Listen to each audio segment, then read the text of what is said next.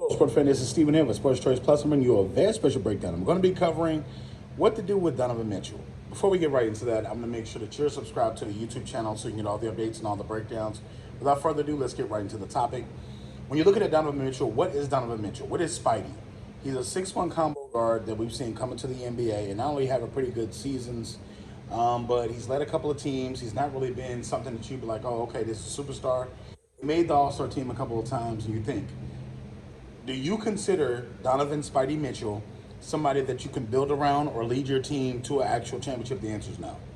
From the standpoint of, we saw what his best was in Utah. I feel like that's what we saw with Rudy Gobert and company. That's what we saw, and that's kind of what it starts and stops as. A guy that can hit mid-range jump shots, a guy that can still attack with his athleticism, a guy that can get the, the points, the 30-plus points that you saw in the playoffs.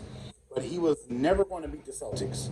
He was never going to beat the second seed of whatever they were playing. They did beat Orlando in the first round. We give you credit for beating the young Orlando Magic team.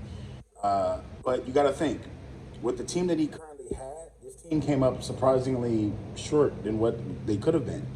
Donovan Mitchell, as good as it gets, is going to give you 26 a game, 25 a game, 24 a game. I know he upped his production to 30 a game, but you got to think that's because the Cavs don't really have scoring a lot of other places. I know you got Garland on the team, but you don't really have a solidified guy that's going to be like, oh, I'm dropping 30 with you. But you got to think, the Miami Heat may be interested in him. If he does sign out of his player option, Miami Heat could have interest in him. He may take a pay cut to go there. You got to think, he can have the likelihood of New York knock on his door to possibly take a pay to come play with the Knicks. It's a couple of different franchises that could do something with him. But you got to think, is Donovan Mitchell the guy that you want leading your franchises as the number one? Is he going to be the guy to put y'all on the map and actually take you to the promised land? The answer is no. If he's your second and or third guy, depending on what you got, you can see the Lakers. You can see him being, LeBron, AD, and then Spidey Mitchell. But you don't see him as somebody as your primary number one or primary number two. He's got to have, you got to have so much in place for him to be effective or him to do this. He has to have the ball in his hands. He doesn't shoot the three ball particularly well, but he does still attack with athleticism. But we've seen the injury bug bite him more and more and more as of late. So you just got to ask yourself, are you going to invest a max contract slot for him? I wouldn't.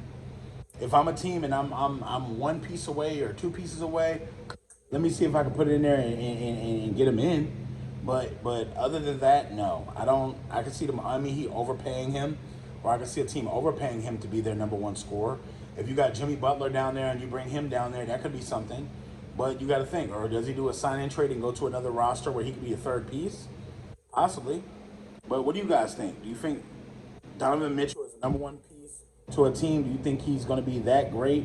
Or should the Cavs re-sign him, Get in the comment section below. Definitely check out Sports Choice Plus. We'll see you in the very next episode.